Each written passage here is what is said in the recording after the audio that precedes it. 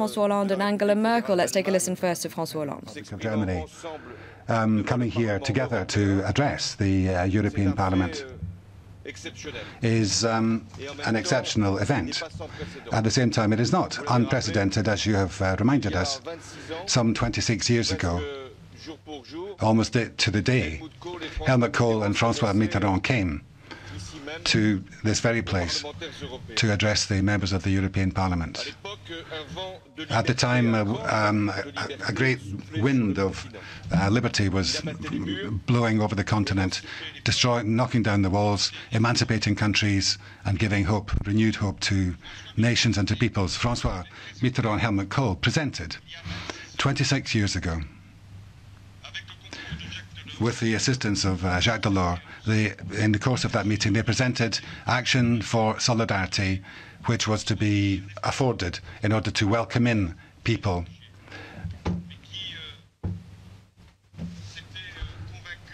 Refugees, people who were convinced that Western Europe would be a home for them, and all of Europe fell into place, and the hopes vested in them were substantial. The shared hopes of Kohl and Mitterrand were that they would be able to create political union for Europe, and in so doing roll over the mandate of the Founding Fathers, creating a large internal market with social rules,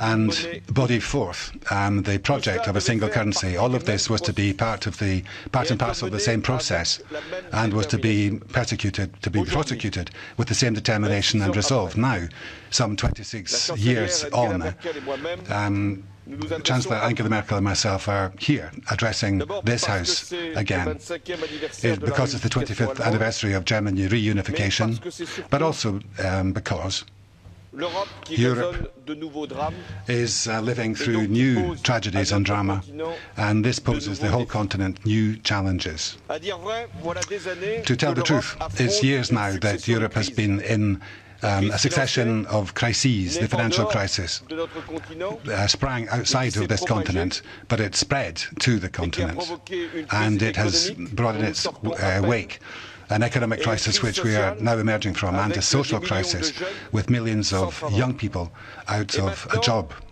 and unemployed. Now there is a humanitarian crisis which we need to confront with an influx of refugees caused by the destabilization of entire regions in the Middle East and Africa, because of outbreaks of warfare and religious hatred, and indeed a security crisis with a war which is not so very far away at the frontier of Europe in Ukraine, and also terrorist attacks which have affected several countries of our continent, including my own. With each crisis, fear appears. We need to live with fear, but we must not be dominated by those fears. And nonetheless, there is an inclination, a tendency, a temptation to retreat into our own national shells when there is a crisis, in a kind of beggar my neighbour attempt at avoiding the problems. And that's what experience and history tells us. That is not the way. Go it alone is not the way. Now, that may be sincere, but it must not condemn Europe to impotence and to pusillanimity. We need a Europe which is on the front foot, which is able to do things and to rise to the expectations vested in it by the citizens. It must assume its responsibilities in the spirit of its values and its principles, those which inform the unification process for an entire continent. Therefore, the only solution is a strong Europe to underpin our sovereignty, our shared sovereignty. Over recent months and years, France and Germany have sought to find a common response to the travails which we have seen over the past period. We have responded by affirming simple, clear principles of solidarity, of responsibility, and of firmness. Solidarity vis-à-vis terrorism, since all of the attacks which have been conducted in our various countries really blows at Europe itself and its ideals, its culture, its way of life, and directed at the very soul and spirit of our continent. Can I thank the heads of state and government and the parliamentarians who came on the 11th of January to Paris to demonstrate their solidarity and also their attachment to liberty, to freedom, to what we stand for, what we represent, and to defend all of that from the terrorists whose only intention is to erode the cement which binds us together.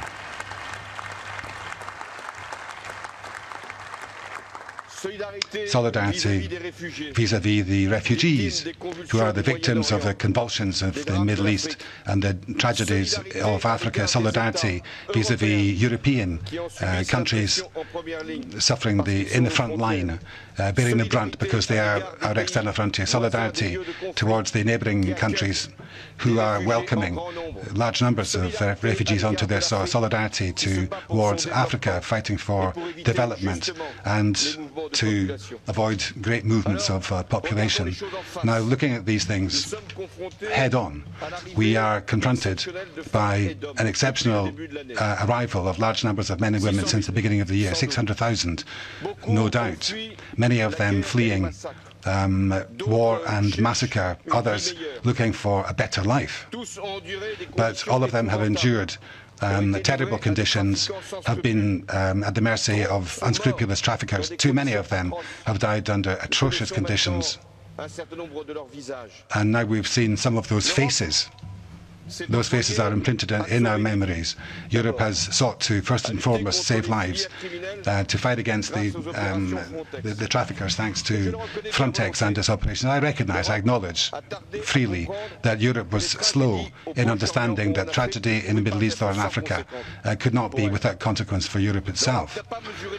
Europe did not take the measure of the hopes which are vested in it, and which many people see Europe embodying, and no doubt will for many years to come, for those who are surrounded by the night and those who have been on the receiving end and have been looking for a light to steer by.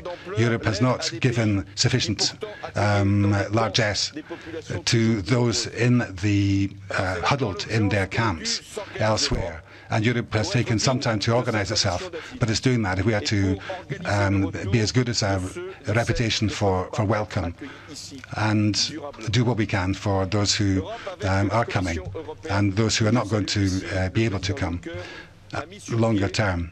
And now President Juncker, the institutions have put in place a plan to support and back up Italy and Greece, who are in the very front line and who cannot be left alone with those heavy responsibilities, in order to help the countries in the Balkans, who likewise are seeing transiting populations in itself very difficult to cope with. Closer cooperation with Turkey is of the essence. And there are discussions which have now been commenced and which must be concluded with clear rules, because it's in Turkey that the refugees, as far as possible, must be given reception, and in return we must provide Turkey with assistance if they're helping us, and ensure that these refugees, whether they are in camps or in the population, are able to work to feed their children and have a hope for the future themselves. If we fail to do that, then of course they are going to inexorably come here. And we must put in place reception and identification registration centres. That's a precondition for our frontiers to be respected, and there will have to be a distribution of asylum seekers between member states. That's what we have been seeking to do, not without difficulties, but we have been able to do that, 160,000 of them, and we must ensure that the rules are properly applied and obligations are delivered and respected. This plan must now be implemented with dispatch, quickly. These are the principles: solidarity, responsibility, the same principles which applied when we were looking at the Greece situation, where things were difficult, and Angela Merkel and myself did our bit with the Commission, with all of the member states. Those discussions could have foundered. And that would have been more than just a failure. That would have been a dereliction. We would have been abandoning a country whose civilization and whose culture is part of our own. This would have been the first breach in the integrity of the Eurozone, and other countries would have come under pressure themselves. And it would have been a resignation, an abdication of our shared responsibility as Europeans towards the Greek government. The negotiations were brought to fruition for a global reform programme and renewed financial support. And I now hope that this will lead to a debate about debt servicing. And this is part and parcel of an overall solution. Alexis Tsipras, the Greek Prime Minister, has shown courage in his desire to see his people consulted before that agreement. Now, I say that at the home of European democracy, respect for democracy, asking the people, is not contradictory to the respect of common rules for responsibility and solidarity. Again, those self-same principles. Responsibility, we must bring that to bear. Against terrorism, vigilance is of the essence, but it will not suffice. We need to equip ourselves with the necessary wherewithal so that our services, the security services, can do their job in full respect of people's freedoms. France adopted a law in order to be able to follow more closely terrorist activity. Europe itself must now show that it's part of the responsibility, and there are dossiers which have been a long time coming, passenger name records, for example, and it's essential for the European Parliament to be able to adopt that text on PNR, which is indispensable if we are to be able to take action. Europe also has a duty to show resolve and firmness. In Ukraine, we have responded to brutal flouting of international law and preventing war at the gates of our continent is what we have been about.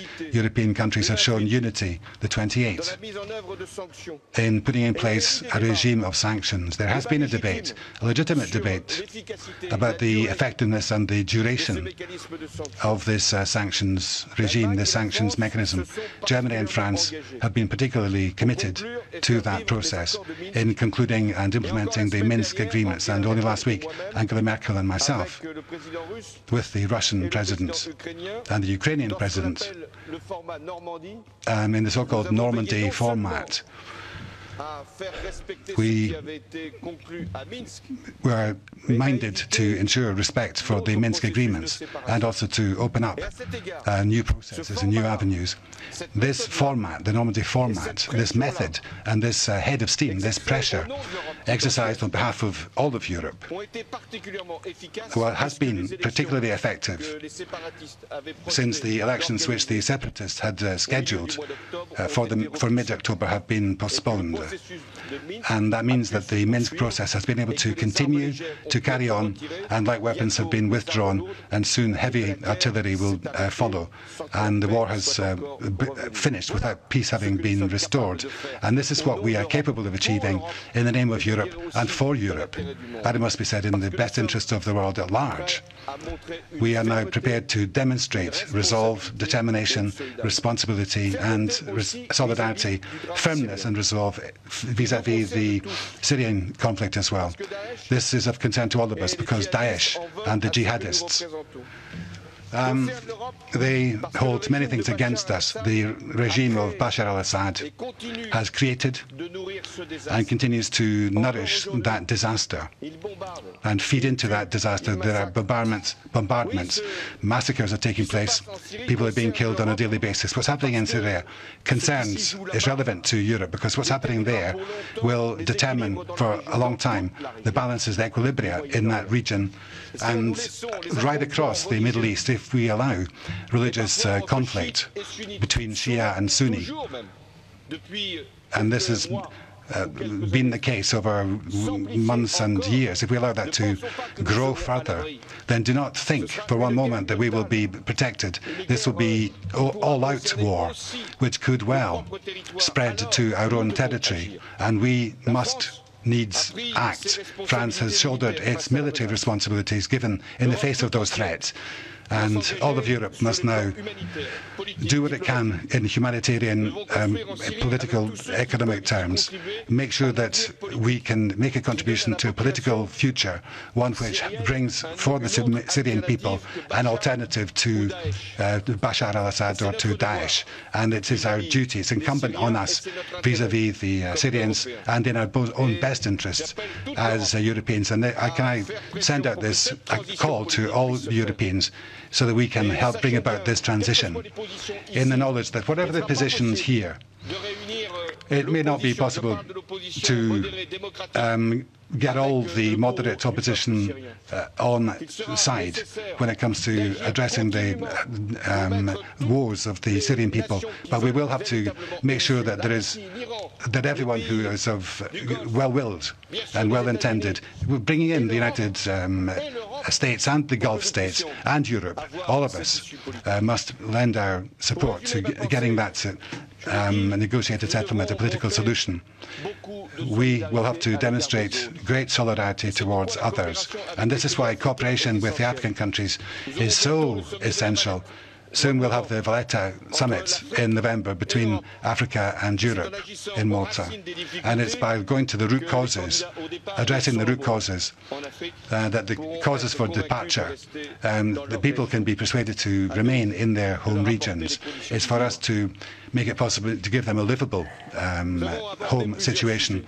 We have broached many subjects which are Europe-related, but each one is really different facets of the same one, and it reverberates through our individual countries. There is the debate between sovereignty and sovereigntists in each country. Are we talking about sovereigntists in a country, in one country, or sovereignty for Europe? Are we going to be able to build on our commonalty, or are we going to be riven and divided? We need not less Europe, but more Europe. Europe must affirm itself, otherwise we'll see the end of Europe, the demise, meaning back to national frontiers, the dismantling of community common policies, the abandonment of the euro.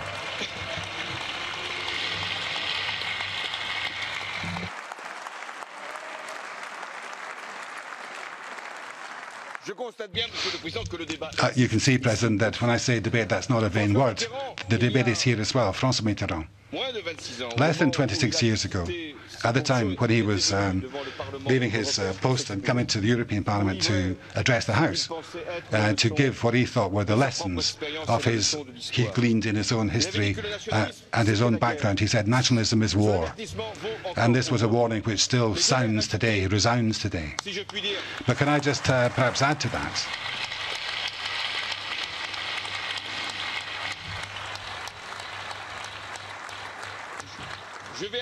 Can I just add a codicil to that and say that sovereigntism is decline now, and it's just as dangerous not providing hope to our populations, not being able to build something together because of a national intervention. Now, looking forward, I'm convinced that we must go further, because otherwise it's not just that we will stop. It's not just that there will be no forward movement. We will go backwards. And this will spell the end of the European project. And this is why I propose that the Economic and Monetary Union in the Eurozone should now be consolidated and beefed up and reinforced, consolidated and beefed up as a basis for policies, for convergence, fiscal modernization, combating tax and social dumping, and doing more than what we're already doing with the Juncker plan. Institutional rejigging will be required if the Eurozone is to be governable, for the rules to be respected, for solidarity to bring benefits for all. Those choices will be for the countries which are willing, with the parliamentary scrutiny ensuring an overall coherence and consistency in a Europe which will go towards differentiated integration. We need also to strengthen what's called the Schengen area, because questioning freedom of movement for people and returning to internal borders would be a tragic error.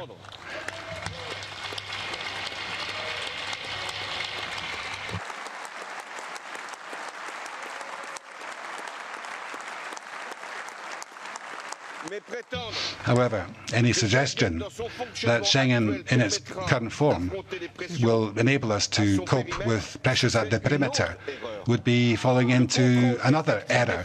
Effective control of external frontiers involves enhanced cooperation with the frontline states, and it means putting in place a European Coast Guard and a European Border Guard service, as the President of the Commission has proposed. Tomorrow we must define a more coherent, consistent asylum policy, which begins with a common list of safe countries, convergence of procedures and the rights, which will provide greater protection. And that means a common asylum regime for the European Union in all of its dimensions. There will be choices. Either we go forward or we go backward. And going backward would take us back to powerlessness. This courageous choice is one which we must forge ahead with. And in December next at the Paris conference, we will have just such an opportunity. Let me salute Europe's pledges on the eve of that conference. They have been key in bringing the Chinese and the Americans on board, headed for the same agreement. It could have been more ambitious, no doubt, and it will need to be built up. There are too many countries still which have not made brought their contributions to the table, and we Europeans must be able of instituting a great carbon market which will give guidance to industry and steer them towards a more sustainable industries, and we must follow through. Let me salute the role of and pay tribute to the role of the European Parliament in those climate negotiations. Please continue to support the efforts being made by your countries and by Europe in its entirety for us to find our way to an agreement. This is an ambition which extends to the funding side as well. Where will the money come from? And we must get together the $100 billion which will be required for the energy transition in the countries which are most vulnerable and the developing countries. Are we there yet? No, we're not. But we do have 2 months between now and then. And we need that agreement because we know let's acknowledge the disaster and the responsibilities we will incur for future generations. We will need a new conference to sort that out. We must be able to take our decisions on the day. And it's up to the governments. It's incumbent on European governments, first and foremost, to do their bit, and those who foregather in Paris to be mindful of the responsibilities vested in them by you. I hope I can come back to the European Parliament with, at the very least, the pride that we had a successful conference in Paris, but also that we were there on the day when the countries of the world, building on local and regional authorities across the world who will also be at the table and also represented, with all of the associations and the organizations, business, the trade unions, all of them together. They will be there setting out the situation, solving a large part of the climate generation for decades into the future, and that's a rendezvous we must not miss.